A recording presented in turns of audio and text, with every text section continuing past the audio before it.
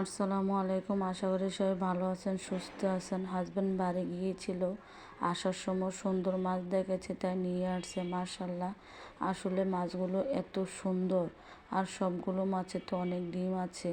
তো হাজব্যান্ড আর আমি মিলে মাছগুলো কাটতে বসে গেলাম। তারপর কেটে ধুয়ে নিব। তো আমি এখান থেকে কিছু মাছ রান্না করার জন্য নিয়ে নিব। এখন রান্না করার জন্য আমি এখানে সব কিছু কেটে দিয়ে নিয়েছি। আর আজকে ট্যাংরা মাছ দিয়ে বেগুন রান্না করব। বাড়িতে যখন গিয়েছিলাম শাশুড়ি মা ট্যাংরা মাছ দিয়ে বেগুন রান্না করেছিল, অনেক মজা হয়েছে।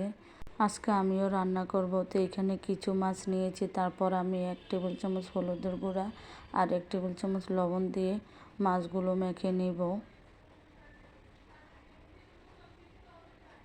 মাছগুলো মেখে নিয়েছি। তারপর চুলায় একটা পাতিল বসিয়ে নিয়েছি। তারপর তেল দিয়ে দিয়েছি।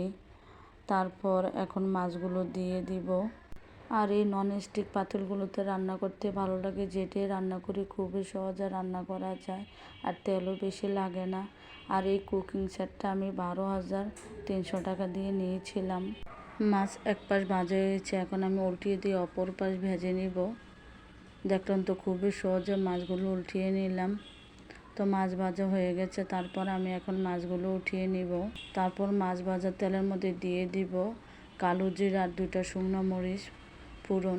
তারপর কিছুক্ষণ ভেজে নিব ফ্লেভার আসা পর্যন্ত।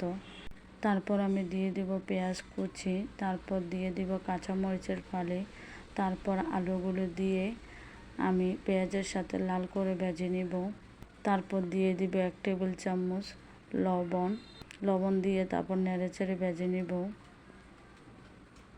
তারপর দিয়ে দিব 1 টেবিল চামচ হলুদের গুঁড়া, 1 টেবিল চামচ মরিচের গুঁড়া ঝাল অনুযায়ী।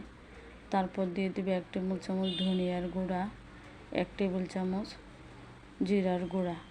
আর আমি আদা রসুন 1 টেবিল চামচ করে দিয়েছিলাম, কিন্তু ক্যামেরা আসেনি। তারপর অল্প করে পানি দিয়ে নেড়েচেড়ে মশলা কষিয়ে নিব। মশলা কষিয়ে নিয়েছি। তারপর এখন বেগুনগুলো দিয়ে দিব। তারপর নেড়েচেড়ে ঢাকনা দিয়ে ঢেকে দিব। কষিয়ে নিয়েছি। তারপর তরকারি ঝোল দিয়ে দিব। তারপর নেড়েচেড়ে আবারও ঢাকনা দিয়ে ঢেকে দিব। তারপর দিয়ে দিব ভেজে রাখা মাছ। তারপর দিয়ে দিব টমেটো। তারপর নেড়েচেড়ে আবারও ঢাকনা দিয়ে দিব। আর আজকে অনেক গরম পড়েছে, রৌদ্র উঠেছে। রৌদ্রটা এসে আমার চুলার পাতিলে লাগতেছে। তারপর দিয়ে দিব 1 টেবিল চামচ মাছের মশলা। এই মশলা আমি বাসায় বানিয়েছি। যদি কারো রেসিপিটা দেখতে চান তাহলে কমেন্টে জানাবেন, রেসিপিটা শেয়ার করব। তারপর কিছু ধনেপাতা কুচি আর কাঁচামরিচ ফালি দিয়ে দিয়েছি। তারপর নেড়েচেড়ে নিলে আমার রান্না শেষ। তো মাশাআল্লাহ, দেখেন রান্নাটা কত সুন্দর হয়েছে। তো সবাই ভালো থাকবেন, সুস্থ থাকবেন। আল্লাহ হাফিজ।